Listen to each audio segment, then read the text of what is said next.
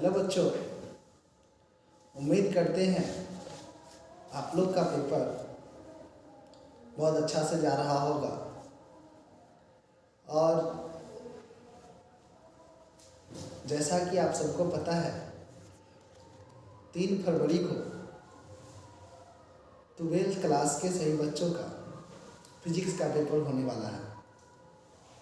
और यह एक ऐसा सब्जेक्ट है जिसको सभी बच्चे पसंद करते हैं, चाहे वो मैथ पढ़ने वाले हो या बायोलॉजी पढ़ने वाले हो।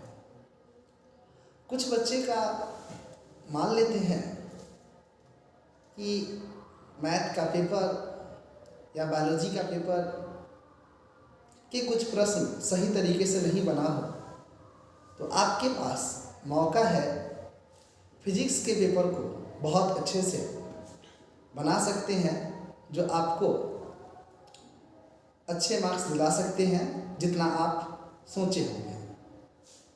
तो हमारे साथ संदीप सर जुड़े हुए हैं और इनसे हम चाहेंगे कि फिजिक्स के लिए बच्चे क्या करें जो बेहतर से बेहतर रिजल्ट ला सकते हैं और पेपर में आने वाले हर प्रश्न को अच्छे तरीके से बना करके आ सकते हैं।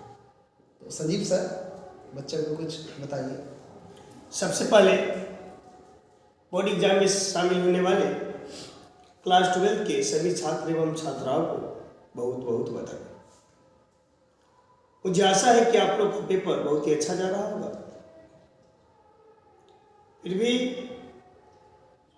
बच्चे थोड़ा क्वेश्चन देखकर डरे हुए रहते हैं कि कुछ क्वेश्चन ऐसा आ जाता है कि बच्चे को लगता है कि हम नहीं पढ़े हैं, लेकिन जो भी क्वेश्चन आता है सब बुक का ही क्वेश्चन आता है। बच्चे को पढ़ते समय हर एक टॉपिक को ध्यान से पढ़ना चाहिए।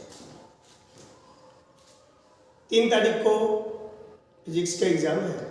बच्चे फिजिक्स तो अच्छी तरह से पढ़ चुके हैं, फिर भी उनका डर बना हुआ है कि हम वहाँ पेपर में क्या क्वेश्चन आएगा, क्या नहीं आएगा, कैसे लिखेंगे। बहुत सारी समस्याएं उनके सामने आ रही है। तो बच्चे को हम कहना चाहेंगे कि आप लोग तो टीचर के द्वारा पढ़ाए गए नोट्स को पढ़े होंगे, लेकिन बच्चे करते क्या है, अधिकतर नोट्स को बस रट जाते हैं। नोट्स को क्या करते हैं, जल्दी जल्दी में सिर्फ रट जाते हैं, कंसेप्ट के साथ नहीं पढ़ते। टीचर के द्वारा कंसेप्ट के साथ पढ़ाया जाता है, लेकिन 50% बच्चे कंसेप्ट के साथ पढ़ते हैं और 50% बच्चे उसे रट लेते हैं। तो बोर्ड के द्वारा कंसेप्ट पर आधारित क्वेश्चन पूछा जाता है। जो बच्चे रट कर जाते हैं वह सही ढंग से क्वेश्चन का आंसर नहीं कर पाते हैं।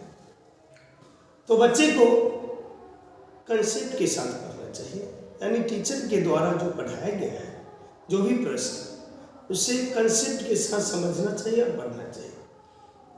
जैसे में यदि हम विद्युत फ्लक्स ही पढ़ रहे हैं, फिजिक्स में विद्युत फ्लक्स ही पढ़ रहे हैं, तो देखिए होता क्या है, बच्चे बस विद्युत फ्लक्स का डिफिनीशन रट जाते हो।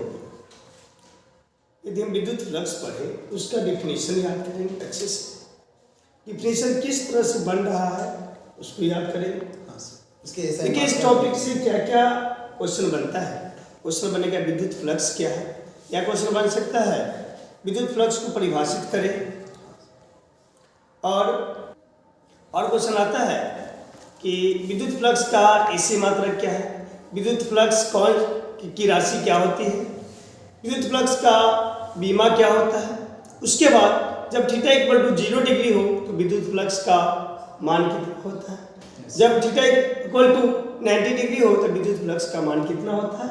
इस तरह का क्वेश्चन आता है, लेकिन बच्चे करते क्या है, रट जाते हैं, उसे कंसेप्ट के साथ नहीं पढ़ते। यदि एक टॉपिक को पढ़े, बच्चे यदि एक टॉपिक को पढ़े, यहाँ से उसका 4-5 क्वेश्चन बन सकते हैं, कई क्वेश्चन बन सकते हैं, 10 क्वेश्चन भी बन सकते हैं। जिस तरीके से आप बताएं कि बच्चा अगर कोई भी टॉपिक को पढ़ने बैठता है तो उसमें से खुद वह सोचे कि इस टॉपिक से कितने प्रश्न बनाए जा सकते हैं और उसका सलूशन वो खुद दे, तो उसे लगभग 4-5 क्वेश्चन उसका वहीं से बन जाता है, जो कि बच्चा नहीं कर पाता है।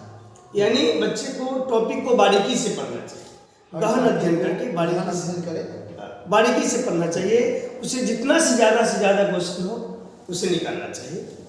उसके बाद मेहनत करना, यानी एक टॉपिक को पढ़ने से हमको सब्जेक्टिव प्लस सब्जेक्टिव दोनों क्लियर हो जाता है।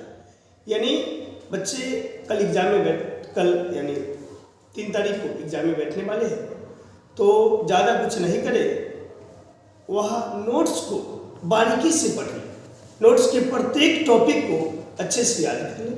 ऑब्जेक्टिव के लिए नोट्स पढ़ने के साथ साथ नोट से जो भी क्लियर होता है कर ले। उसके बाद यदि आपके पास भारती भवन का बुक हो फिजिक्स का, या ABC मॉडर्न फिजिक्स आता है, या अदर कोई भी बुक हो, उसका ऑब्जेक्टिव क्लियर कर ले। आप लोग टारगेट, क्वेश्चन बैंक ये सब तो याद किए होंगे। इसके साथ साथ ABC मॉडर्न फिजिक्स आता है, भारती भवन आता है। यदि आप लोग ये सब कर लेते हैं तो आपका ऑब्जेक्टिव एक भी नहीं छूटेगा, आप बहुत ही अच्छी तरीके से पूरी ऑब्जेक्टिव करके आइएगा। और सर बच्चों को हम बताना चाहते हैं कि जिन बच्चे के पास अगर ABC मॉडर्न बुक नहीं है तो तगड़ा क्लासेस 2.0 चैनल पे हम लोगों ने कुछ वीडियो बना रखे हैं, उसको भी अगर बच्चे देखते हैं तो उससे भी बहुत सारा हेल्प उनको मिल सकता है ऑब्जेक्टिव में। इस तरह ऑब्जेक्टिव क्लियर हो जाएगा। हम कहाँ से याद करेंगे, एक बार नोट्स को पढ़ लेना है, नोट्स को अच्छे से बारीकी से पढ़ लेना है। दूसरा भारती भवन बुक या ABC मॉडर्न फिजिक्स हो उसको पढ़ लेना है। उसके बाद आप लोग टारगेट, क्वेश्चन बैंक, ब्रिलियंट का एक बार रिविजन मार लेना है। इतना यदि कर लेते हैं तो ऑब्जेक्टिव में आप बहुत ही बेहतर प्रदर्शन कर सकते हैं। बीते जो पेपर गया है सर, उसमें ऐसा देखा गया है बच्चे के द्वारा कि उसने सभी प्रश्न को तो बनाया है, सब्जेक्टिव हो जिसमें शॉर्ट प्रश्न पूछे जाते हैं, लॉन्ग है, उसको अच्छे से कर पाया, लेकिन ज़्यादातर बच्चे का शिकायत ये रहा है कि वो ऑब्जेक्टिव क्वेश्चन को जो है सही तरीके से नहीं बना पाया। क्योंकि होता क्या है, ऑब्जेक्टिव कंसेप्ट पर बोर्ड के द्वारा ऑब्जेक्टिव कंसेप्ट पर आधारित क्वेश्चन निकाल कर देते हैं, और बच्चे नहीं बनाने का रीजन है कि बच्चे रट लेते हैं। इसलिए बच्चे को हम यह कहना चाहेंगे कि वो रटे नहीं, कंसेप्ट को समझ कर पढ़े। बात रहा सब्जेक्टिव की, तो ऑब्जेक्टिव के लिए होगा। हाँ सर। अब बात रहा सब्जेक्टिव का, 2 मार्क्स वाले आंसर करें, तो हम यदि प्रत्येक टॉपिक को पढ़ते हैं, प्रत्येक टॉपिक को समझ कर प्रत्येक टॉपिक को याद करते हैं अच्छे से, तो हमारा सब्जेक्टिव क्लियर हो जाएगा। जितना भी सब्जेक्टिव है सब क्लियर हो जाएगा, यानी 2 मार्क्स वाला इस तरह से हमारा तैयारी हो जाएगा। उसके बाद बचता हमारा लॉन्ग। तो लॉन्ग का हम बार बार लिख कर प्रैक्टिस करेंगे। हमको लगेगा कि लॉन्ग बोर्ड में आने वाला है, हमारे चैनल पर भी कुछ VVI क्वेश्चन डाल दिया गया है लॉन्ग का। यदि आप चाहेंगे तो उसे देखकर बस उतना ही क्वेश्चन का यदि प्रैक्टिस कर लेते हैं तो आपका लॉन्ग उतना ही में से आ जाएगा। तो आप कीजिए क्या, बस लॉन्ग को बार बार लिख कर प्रैक्टिस कीजिए। बच्चा करते क्या है, पूरा ऑब्जेक्टिव बना लेते हैं। ऑब्जेक्टिव तो बना लेते हैं, ऑब्जेक्टिव बनाने के बाद 2 मार्क्स वाले प्रश्न का भी हल कर देते हैं। 2 मार्क्स वाले प्रश्न बन जाता है। गलत या सही लिख कर आ जाते हैं, जो भी हो लिख कर आते हैं बच्चे। 1-2 क्वेश्चन नहीं आता है, यदि 10 बनाना है, 20 में से 10 बनाना पड़ता है सब्जेक्टिव, तो लगभग बच्चे से 7-8 सही बन जाता है। 1-2 नहीं बन पाता है, वो भी लिख कर आते हैं, अपना जो भी पढ़े हैं उसके अनुसार अपने भाषा में उत्तर देकर आते हैं। बन जाता है लॉन्ग। तो लॉन्ग 3 बनाना पड़ता है, लॉन्ग 3 प्रश्नों का जवाब देना पड़ता है लॉन्ग में, जिसमें बच्चे 1-2 प्रश्न का ही जवाब देते हैं, तीसरा प्रश्न अधिकतर बच्चा का देखा जाता है छोड़ देते हैं। समय भी शायद मैनेज नहीं होता, समय भी मैनेज नहीं हो पाता है, तो बच्चे कोशिश करें क्या, तीसरा प्रश्न का भी जवाब देकर आए, समय को थोड़ा सा मैनेज करें, थोड़ा सा अपना स्पीड को बढ़ाए, क्योंकि एक क्वेश्चन भी प्रत्येक क्वेश्चन को टच करना है। ऐसा कोई भी क्वेश्चन ना हो जिसको छोड़ना है, आपको प्रत्येक क्वेश्चन को टच करना है, प्रत्येक क्वेश्चन का सोल्यूशन बना कर आना है। क्योंकि हम प्रत्येक क्वेश्चन बनाते हैं, कुछ ना कुछ मार्क्स हमको दिया जाएगा, लेकिन यदि हम उससे छोड़ कर आ जाते हैं, मान लीजिए 3 प्रश्न हम छोड़ कर आ गए, तो कॉपी चेक किया जा रहा है, उस समय क्या ना कहाँ से ऐसे भी 0 नंबर आना ही है। कुछ लिख देते हैं तो संभावना है कि कुछ भी मार्क्स मिल सकता है। यदि हम लिख देते हैं कुछ हम लिख देते हैं तो आप कुछ ना कुछ हमको मार्क्स मिल सकता है। ठीक है, तो धन्यवाद सर हमारे साथ बनने के लिए। धन्यवाद बच्चों।